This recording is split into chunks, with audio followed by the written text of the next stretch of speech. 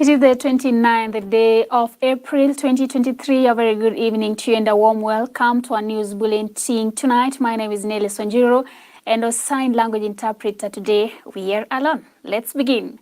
Government spokesperson Isaac Mwaura has said that the government is constantly and keenly monitoring the flooding situation across the country with the aim of alleviating the human suffering that is occurring as a result of natural happenings and in other cases due to human error. He said that adverse weather conditions have impacted schools across the country, with the data from relevant government agencies indicating that the learners and staff at the schools are unable to conduct any activities due to the severe nature of the floods. To this end, he said the government, through the Minister of Education, has resolved to postpone the reopening of all primary and secondary schools by 1 week to Monday, May 6, 2024. This move is intended to safeguard the lives of the learners and staff in the affected areas and to enable the government to put in place adequate safety measures in all the identified schools and communities.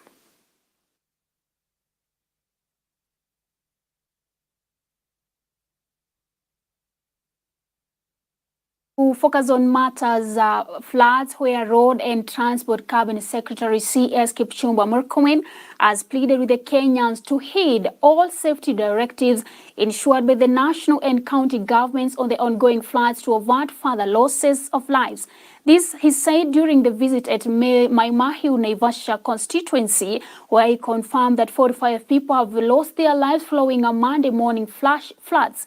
C.S. Murkomen further noted that the government and other multi-agency teams are ready to partner with the county government to help in search and rescue mission in the area and other affected areas across the country. On her side, Nakuru Governor Susan Keheka said that all Kenyans to be extra careful during the heavy rain season, sending condolences to the families that are affected.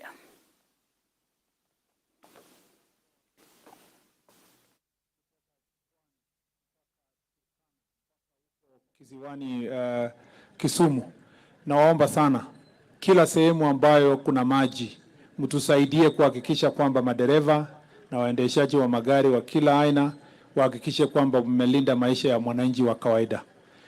Kama Wizara ya Barabara na Uchukuzi, kazi yetu hivi sasa ni kuhamasisha wananchi wajiondoe kwa sehemu hatari, lakini pia tunawahamasisha kuhakikisha kwamba wamefuata maagizo ya kisheria. Nahuzunika sana because I cannot imagine what wameenda through kutoka 3 in the morning leo asubuhi. Lakini nataka niwaambie, kwanza niseme condolences sana kwa wale wamepoteza your loved ones, sisi kama kaunti ya Nakuru. Na niseme pia tutashikana pamoja kwa wale wote wako hospitali. Na hili shida limekuja ni ile inaitwa natural calamity. Sio serikali imesababisha, sio chief, sio wewe. Hii ni mambo ya Mwenyezi Mungu. Sisi tuliomba Mungu atusaidie mvua ya kuzalisha chakula. Na tunaendelea kuomba Mwenyezi Mungu atusaidie mvua nzuri ile ya kuzalisha chakula. Tunamuomba hii mvua ya kuua watu wetu ya kubeba watu wetu, ya kusafirisha watu wetu. Tunaomba Mwenyezi Mungu atuondolee, atupatie mvua nzuri. Tafadhali, wale watu wako huko kwa milima, tunaomba nyinyi mteremke huku pahali tuko. Hakuna haja mungoje, hatujui nini itafanyika leo usiku. Tukipata ripoti ya wale watu ya kutabiri hali ya hewa, wanatuambia kutakuwa na mvua hata kali kuliko ile ya jana. Na kwa hivyo tafadhali watu wetu, na muomba, usigojee tabu ikute wewe kwa nyumba. Wacha tusonge ile pahali tunaona hakuna hatari. Hakuna haja ungojee kitu ambaye hujui itakuja imekaa na njia gani. And now, still focusing on matters floods in the country, government spokesperson Isaac Mora said that the government is constantly keen on monitoring the flooding situation across the country with the aim of alleviating the human suffering that is occurring as a result of natural happenings and in other cases due to human errors. He said that adverse weather conditions have impacted schools across the country, with data from relevant government agencies indicating that the learners and staff in schools are able to conduct any activities are not able due to the severe nature of the floods. To this end, he said the government, through the Minister of Education, has resolved to postpone the reopening of all primary schools and secondary schools by 1 week to Monday, May 6, 2024. This move is intended to safeguard the lives of the learners and staff in the affected areas and to enable the government to put in place adequate safety measures in all the identified schools and communities. The country continues to experience heavy and persistent rainfall during the March, April, May, MAM long rainy season. The unfortunate results of these unfavorable weather patterns have included the destruction of property and infrastructure, displacement of families, and loss of lives.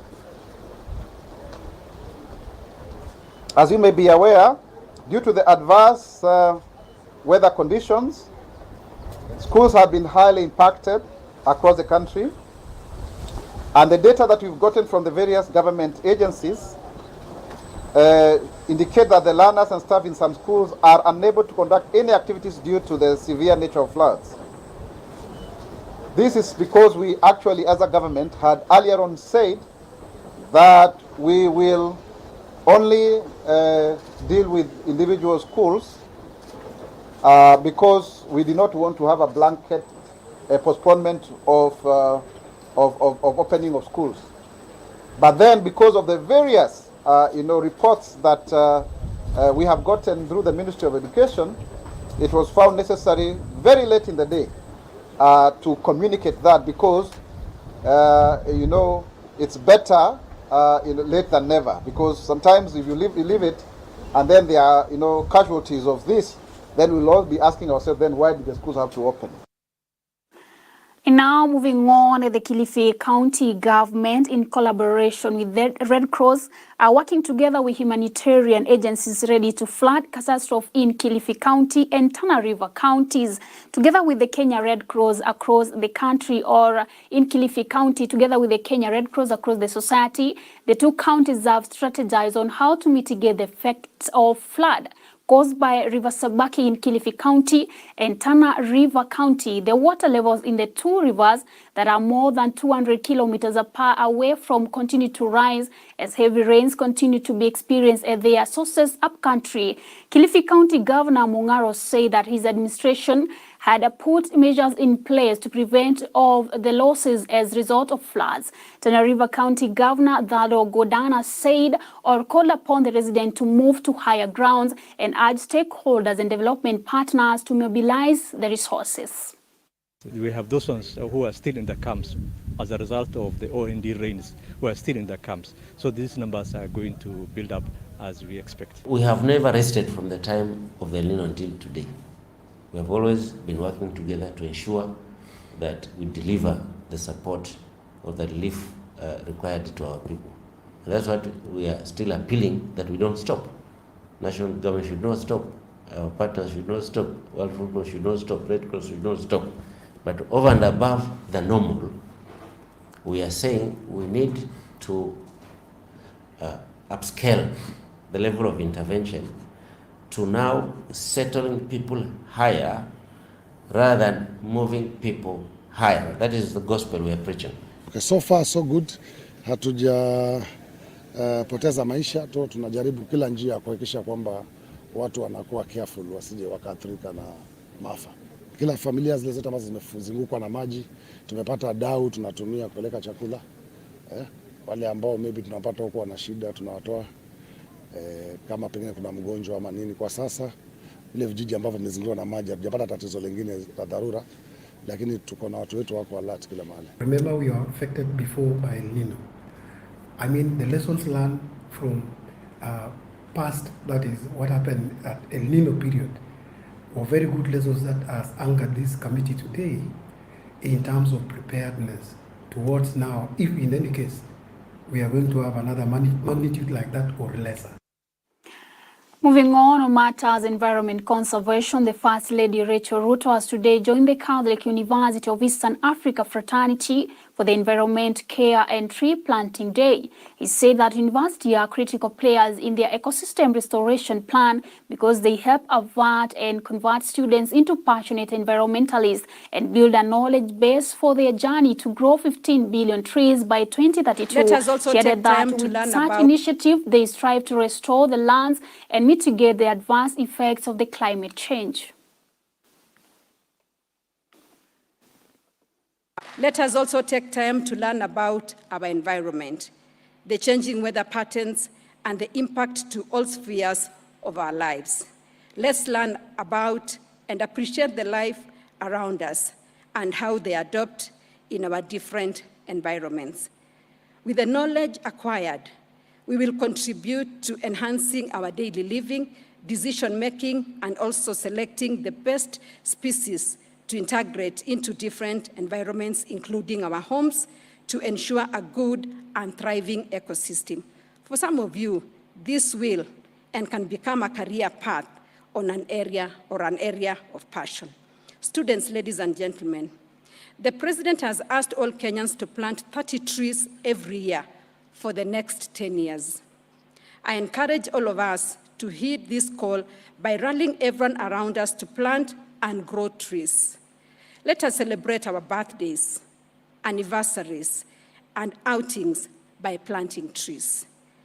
The trees will become wonderful makers of the great memories we have created and will be standing long after we've gone. My hope is that those coming after us will have stories to tell of how we, their parents, grandparents, relatives, and friends planted those trees to commemorate occasions. And now we take a look at matters education. When a junior secondary school teachers across Busia County have called on the Teacher Service Commissioner to take a look into their remuneration, terming what they earn as peanuts. Through the Kupet Busia Branch Secretary General Moffat Okisai, they demanded the TFC to honor their ruling of the Employment Court, adding that the award in turn does not fit JSS teachers. Okisai lashed at TSC for undermining the JSS teachers by underpaying them, as he called on teachers' employers to backdate the salaries of JSS interns to full teacher payment. Speaking to the press, the distressed JSS teachers expressed their dissatisfaction in the manner TSC is handling them, threatening to frustrate learners when the school reopened. His sentiments were echoed by the Muliro Stella, who is still the leader of GSS in Busia County. Solidarity forever. Solidarity forever. For the union makes us strong. Good power! Good power! Sisi kama walimu wa GSS tuko tunaumia, na jinsi serikali ilisema ya kwamba maneno kwao ni matatu, sisi tunataka maneno mawili tu tafadhali. Ya kwanza, confirmation of interns to P&P, alafu ya pili ya kwamba waweze kutengeneza mazingira ambamo tunafanya kazi.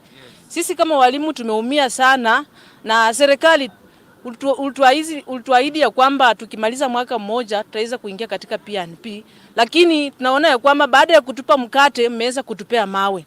Tunaomba ya kwamba ukaweze kurekebisha, na ili mradi tukaweze kuishi na tukaweze kufunza wanafunzi, mkaweze kutuconfirm.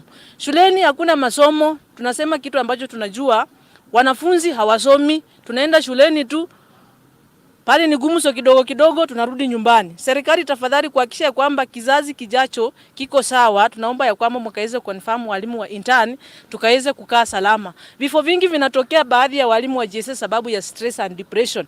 Mmetuahidi ya kwamba tutakuwa confirmed. Ikifika ile mwezi ama mwaka hatukui confirmed, mnaruka. Tafadhali serikali.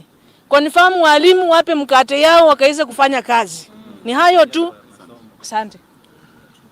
To favored us. We cannot let this one go. As we are treated TSC, we are simply also looking at the president at the head of the state. We know you are the commander-in-chief, and we understand you are also the commander of the DSC. We urge you, our president. We voted for you, knowing that you are going to assist us as young generations. Kindly please instruct the TSC to put the teachers, intern teachers under PNP, permanent and pensionable. That is our request. Mokul's power. Mokul's power.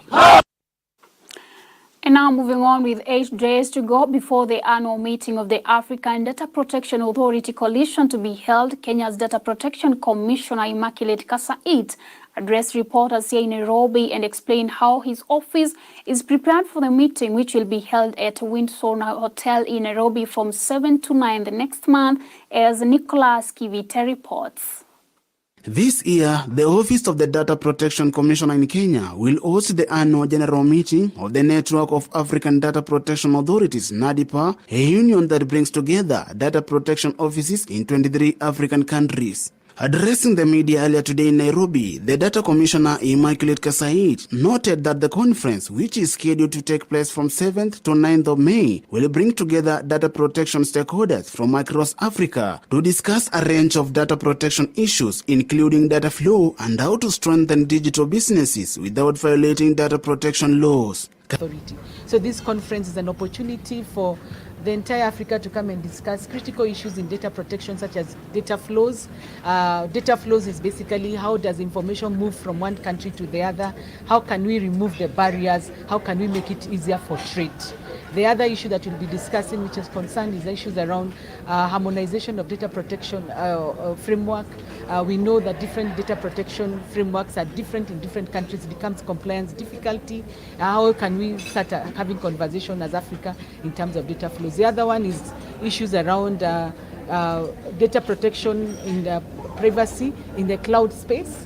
How are we storing our data? How do we make sure issues of data localization are addressed within the African country, within the region? How can we make it easy for business?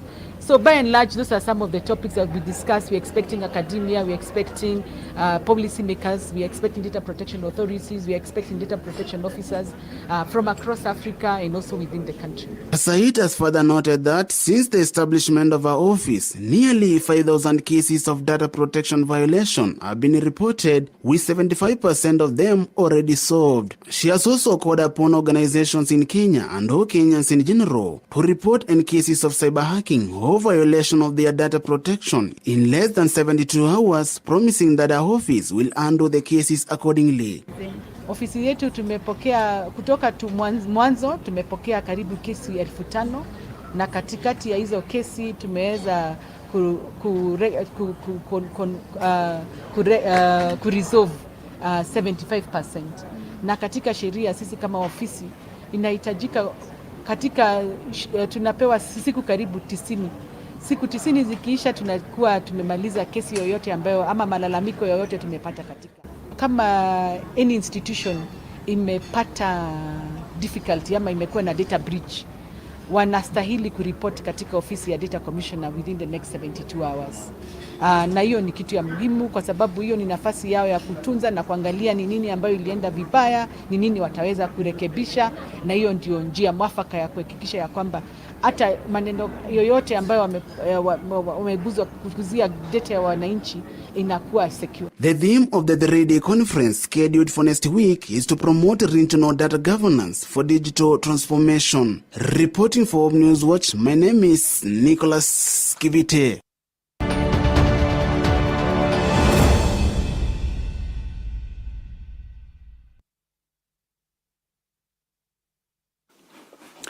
And now we take a look at business matters, where President William Ruto now says that Africa is not only seeking funding but is also after partnership that can ensure its progress. Speaking during the opening session of the International Development Association IDA 21 Summit in Nairobi, Ruto said that African nations proposed to plan will ensure environment has a defined livelihood.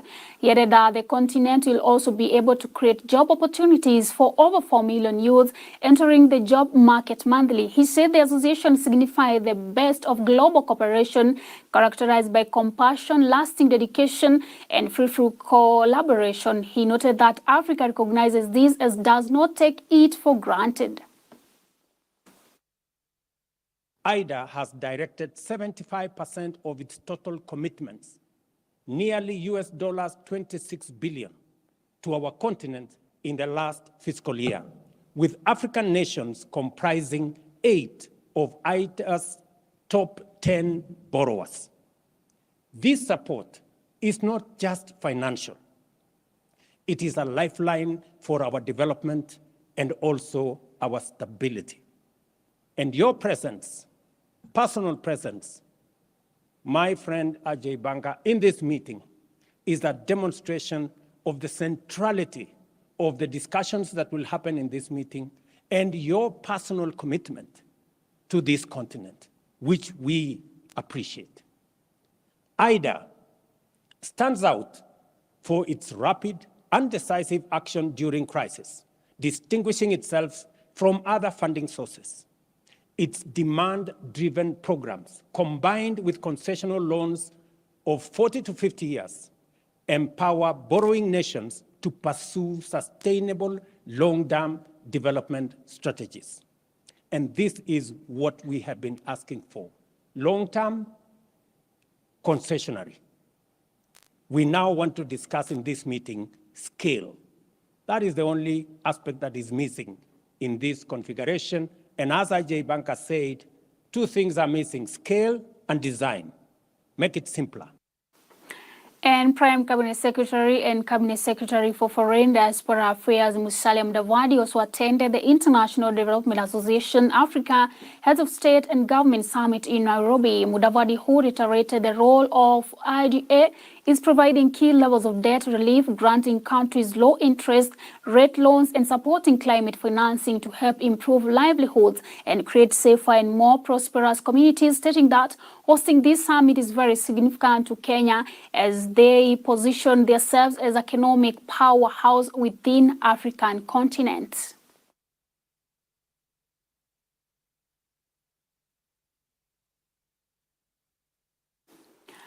And now we take a look at Matter Sports, where a sad answer defined all odds over the weekend to triumph in the 6th edition of the Rally Cross held at Kasarani Super Spectator Stage in Nairobi. The 2014 Autocross 4WD champion topped the podium in the open class category with a time of 6:21.82 to pip Rwandanese driver Glako David. Ishmael Azael to claim the top spot in the category that also featured top drivers Shaka Khan, Pauline Shegu, and Frank Tudo.